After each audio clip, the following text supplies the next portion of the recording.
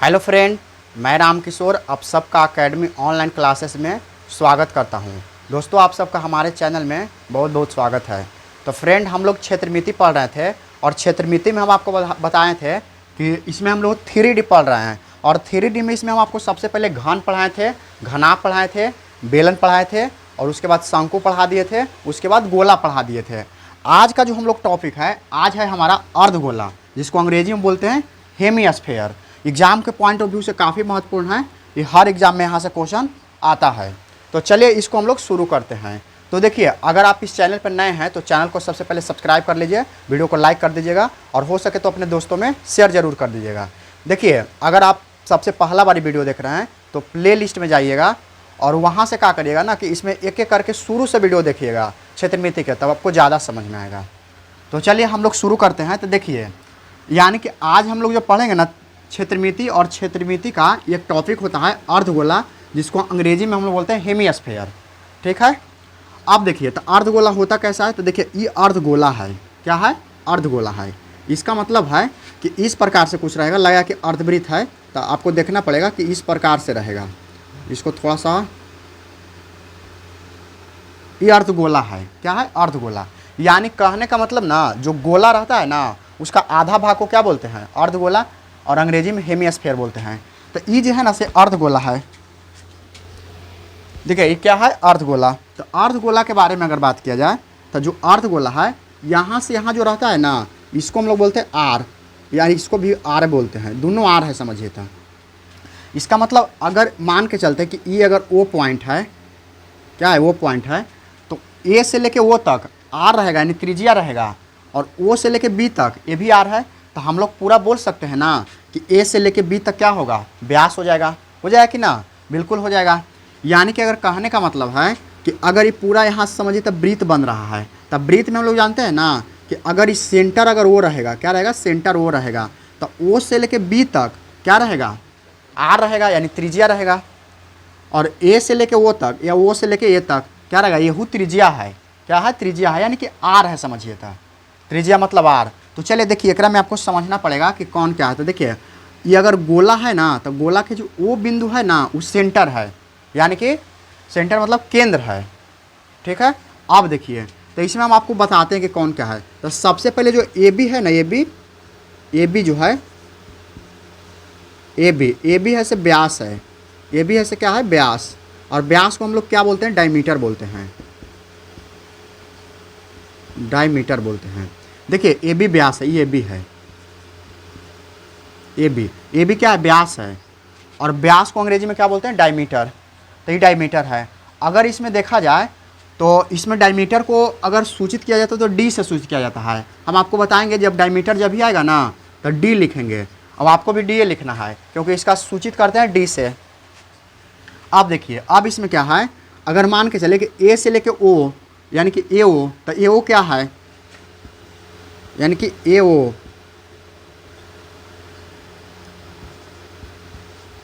क्या है? तो ए ओ त्रिज्या है। क्या है? त्रिज्या। त्रिज्या मतलब रेडियस। त्रिज्या मतलब रेडियस होता है। और रेडियस को किससे सूचित करते हैं? तो आर से सूचित किया जाता है। कैपिटल आर, स्मॉल आर लिखिएगा। यहाँ रेडियस को आर से लिख, मतलब त्रिज्या जो होता है रेडियस होता है। तो इसमें ध्यान देना है। अच्छा, ओ से लेके ओ बी तो है ना, यानी कि क्या है? ये ओ बी, यानी कि ये था वो, ये अब ओ बी है। तो ओ बी क्या है? ये भी त्रिज्या है। ओ बी भी क्या? त्रिज्या। और त्रिज्या को क्या जब उसको बोलते हैं रेडियस, तो ये क्या है? रेडियस से है। तो इसमें आपको ध्यान रखना है कि ये रेडियस है। इसका मतलब देखिए, ए बी जो यहाँ से लेके यहाँ तक पूरा है ना, जिसको व्यास बोलेंगे, यानी कि डायमीटर बोलेंगे, और व्यास को डी से सूचित किया जाता है।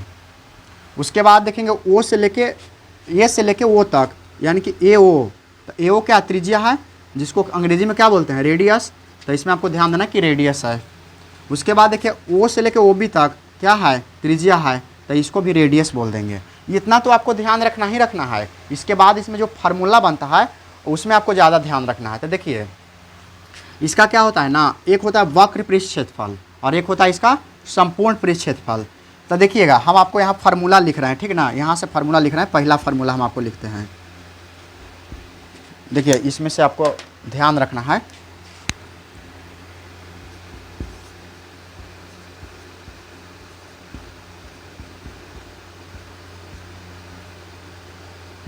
अर्धगोला का वक्र पृष्ठ क्षेत्रफल, वक्र पृष्ठ क्षेत्रफल,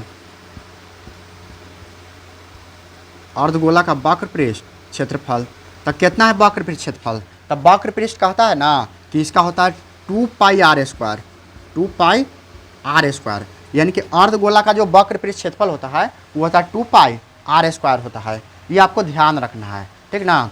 अब इसका एक और होता है संपूर्ण पृष्ठ का क्षेत्रफल, यानी कि अर्धगोला का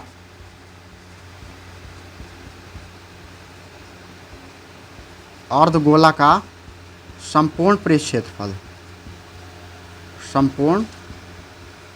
संपूर्ण पृष्ठ क्षेत्रफल, अर्धगोला का संपूर्ण पृष्ठ क्षेत्रफल।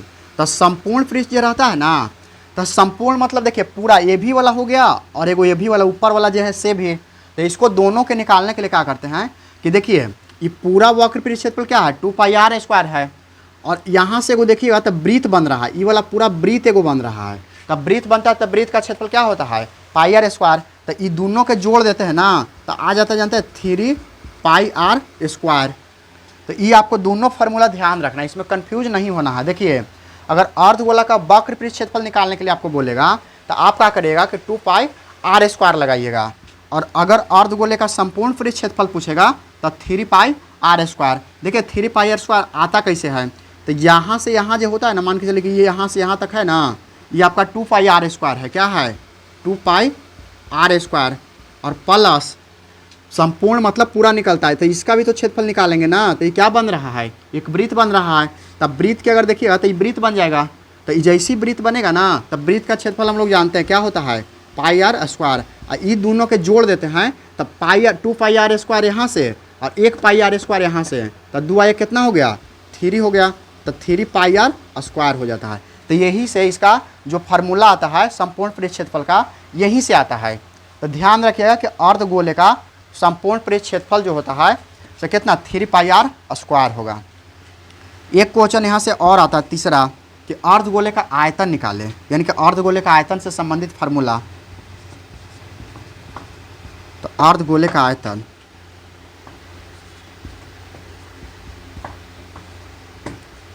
अर्धगोला का आयतन, अर्धगोला का आयतन। तो अर्धगोला का आयतन जानते हैं क्या होता है 2/3 पाई आर क्यूब होता है। ये आपको ध्यान रखना है। अर्धगोले का आयतन क्या होगा 2/3 पाई आर क्यूब होता है। तो ये आपको देखिए इतना चीज़ आपको ध्यान रखना है। 3 गो कम से कम फार्मूला आप ध्यान रखिएगा, किसको आर बोलते हैं किसको डायमीटर बोलते हैं, ये भी चीज़ आपको ध्यान रखना है क्योंकि क्वेश्चन इसी के आधार पर आएगा आपको, ठीक ना। तो इसमें ज़्यादा आप ध्यान दीजिएगा। तो देखिए एक बार और हम इसको आपको फिर से बताते हैं। देखिए हम लोग पढ़ रहे हैं क्षेत्रमिति, क्या पढ़ रहे हैं क्षेत्रमिति। क्षेत्रमिति कहने का मतलब कि मेंसुरेशन। मेंसुरेशन में एक 2D होता है और 3D। 2D मतलब द्विविमीय और 3D मतलब त्रिविमीय। तो अगर देखिएगा तो त्रिविमीय में हम लोग घन, घनाभ, बेलन, शंकु, गोला ये सब पढ़ लिए थे। आज हम लोग जो पढ़े अर्धगोला, यानी कि अर्धगोला कहने का मतलब कि हेमीस्फीयर। अब हेमीस्फीयर जो अर्धगोला कुछ इस प्रकार से इसका आकृति होता है। अब इसमें हम आपको बता दिए कि कौन क्या है। तो ए बी जो है से व्यास है, ए बी क्या है व्यास है, जिसको हम लोग अंग्रेजी में डायमीटर बोलते हैं, और ये चीज़ आपको समझना है। उसके बाद है ए ओ, तो ए से लेके ओ तक है ना त्रिज्या है, जिसको अंग्रेजी में रेडियस बोलते हैं।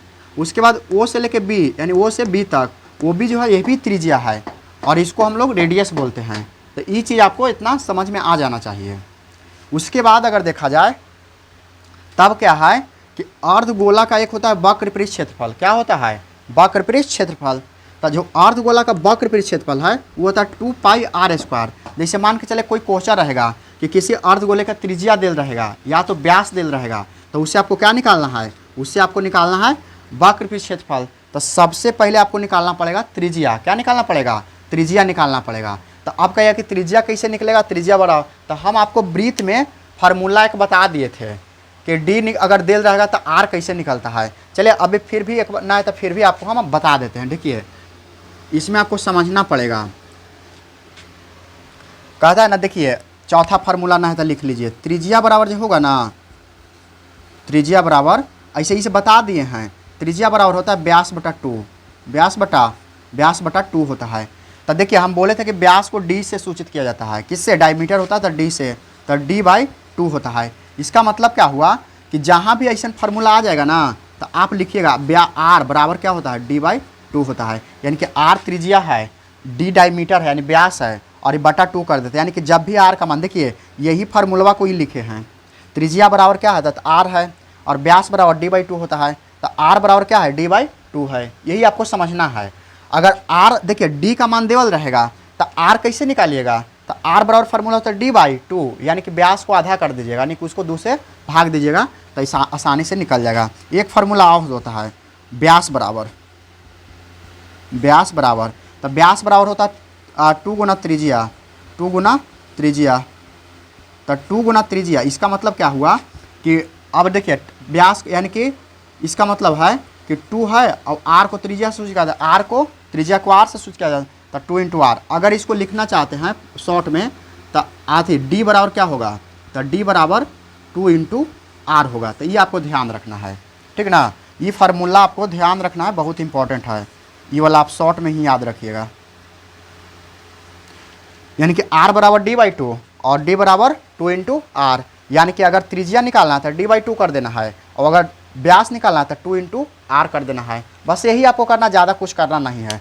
तो दोस्त आशा करता हूँ कि आपको वीडियो समझ में आया होगा, और ये फार्मूला कुछ है जो इंपॉर्टेंट है। अब इस पर हम आपको क्वेश्चन बताएंगे, तो क्वेश्चन को आप ध्यान से सुनिएगा और उसके बाद बनाइएगा। तो चलिए अब हम देखिए इसमें क्वेश्चन हम आपको करवाते हैं, ठीक ना। इसको मिटा देते हैं, स्क्रीनशॉट आप ले लीजिए दोस्त, स्क्रीनशॉट आप ले लीजिए। चलिए दोस्त आशा करते हैं कि आप स्क्रीनशॉट ले लिए होंगे। अब चलिए अब हम आपको क्वेश्चन करवाते हैं, ठीक ना। क्वेश्चन करवा देते हैं, इसको मिटा देते हैं।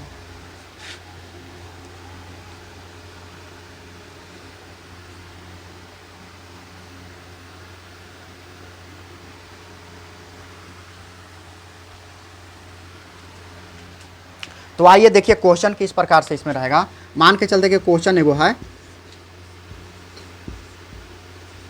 किसी अर्धगोले की त्रिज्या, किसी अर्धगोले की त्रिज्या और किसी अर्धगोले की त्रिज्या 7 सेंटीमीटर है, 7 सेंटीमीटर है।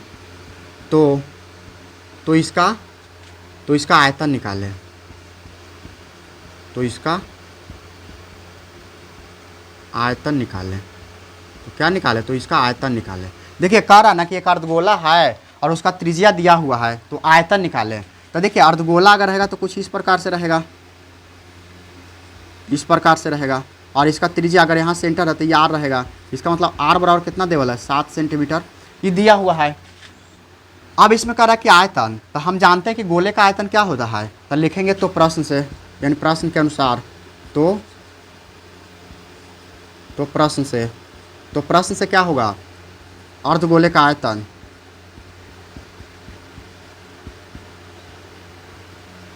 अर्धगोले का आयतन, अर्धगोले का आयतन। तो अर्धगोले का आयतन कितना हो जाएगा, तो अर्धगोले का आयतन अगर बताए आपको याद होगा तो 2 बटा क्या होता है, 3 πr³ होता है, यही तो होता है। अब इसमें अगर देखिएगा तो बस मान पुट कर देना, क्या करना है, मान पुट। तो 2/3 तो रहबे करेगा, 2/3 इंटू पाई का मान 22/7, और r कितना है, तो r कह रहा कि 7 है, तो 7 के क्यू यानी कि 7 के क्यू, इसका मतलब 7 को 3 बार गुना करेंगे, तो 2/3 इंटू 22/7 गुने 7 गुना 7, यानी कि स्क्वायर रहेगा तो 2 बार गुना, क्यू रहेगा तो 3 बार गुना करेंगे। तो एगो 7 से एगो 7 काट देंगे, और 3 भी कटेगा, नहीं कटेगा। तो देखिए आया कितना, तो 22 में 2 से करेंगे तो 22 दूना तो 44 हो जाएगा, और गुना 7 7 49 हो जाएगा, कितना 49। अब बटा जो होगा ना से 3 हो जाएगा। अब इसको गुना कर दीजिए, तो देखिए यहाँ गुना कर देते हैं, ये 44 है और ये कितना 49 है, तो 9 चौका 36 और 9 चौका 36 और 3 39, इतना हो गया। फिर 4 चौका 16 और 4 चौका 16 1 17, तो यहाँ से 6 9 6 15 और 7 और 3 10 1 11, और यहाँ से 2, यानी कि 2156 आ जाएगा। कितना आ जाएगा? 2156। 2156 और बटा 3। अभी कटेगा 3 से? ये नहीं कटेगा। 7 या 21 और 5 या 15 कितना? 3 कम 3 2, नहीं 3 से नहीं कटेगा। तो इसका आंसर इतना ही पॉइंट में आएगा, तो ये हो जाएगा सेंटीमीटर क्यूब में। तो इतना इसका आंसर आ जाएगा दोस्त। इसको पॉइंट में आप कर लीजिएगा, पॉइंट में कर लीजिएगा तो आंसर आ जाएगा। तो देखिए इस प्रकार से क्वेश्चन अगर आपके क्वेश्चन में सवाल पूछा जाए तो इस प्रकार से आप बना सकते हैं। ठीक है दोस्त, आप इसको स्क्रीनशॉट ले लीजिए।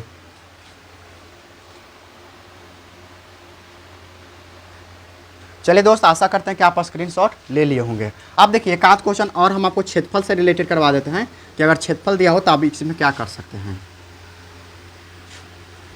यानी कि क्षेत्रफल अगर निकालना रहे तो आप उसमें कैसे बना सकते हैं, और इसमें आप देखिएगा। तो चलिए आप आइए देखिए, क्वेश्चन आपका दूसरा क्वेश्चन है, किसी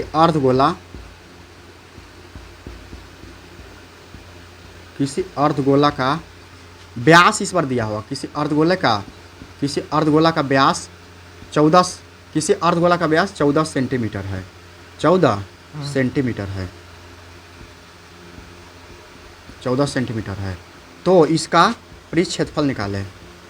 तो इसका वक्र पृष्ठ क्षेत्रफल निकालें। वक्र पृष्ठ, तो इसका वक्र पृष्ठ क्षेत्रफल निकालें। इसका मतलब क्या है कि आपको ध्यान देना है कि क्वेश्चन पूछा क्या है, यानी कि जो सवाल में जो पूछा है उसी को आपको निकालना है। तो कह रहा है किसी अर्धगोला का व्यास देवल है। तो देखिए व्यास देवल है, त्रिज्या नहीं है, लेकिन वक्र पृष्ठ क्षेत्रफल निकालने के लिए तो हमको त्रिज्या चाहिए, यानी कि 2πr² चाहिए। तो 2πr² तो नहीं है आपके पास, तो आप कैसे करिएगा? तो आइए हम आपको बताते हैं। देखिए सबसे पहले क्या करिए कि अर्धगोला बना लीजिए। क्या बना लेना? अर्धगोला। क्या बना ला? अर्धगोला। अब अर्धगोला में दिया हुआ क्या? व्यास दिया हुआ है, और यानी कि डी दिया हुआ था। डी बराबर कितना है? 14 सेंटीमीटर है जी।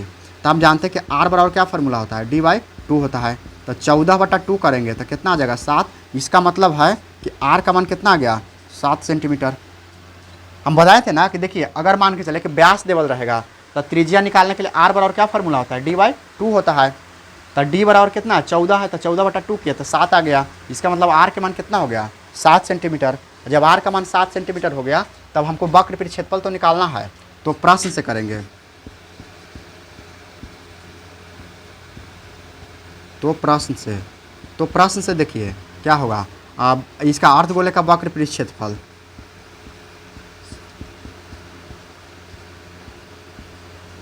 अर्धगोले का वक्र पृष्ठ क्षेत्रफल। तो अर्धगोले का वक्र पृष्ठ क्षेत्रफल क्या होता है? तो अगर इसमें देखा जाए तो अर्धगोले का वक्र पृष्ठ क्षेत्रफल है 2πr² होता है। 2πr²। तो 2 का मान तो 2 लिखेंगे, r का मान हम निकाल के लाए हैं 2 है, पाई का मान 22/7 है, इंटू r कितना है? तो r भी 7 है, 7 × 7 यानी कि 7। देखिए 7 के स्क्वायर करिए, नहीं तो एक स्टेप और लिखिए, 7 के स्क्वायर। तो अगर इसको हल करिएगा तो कितना हो जाएगा?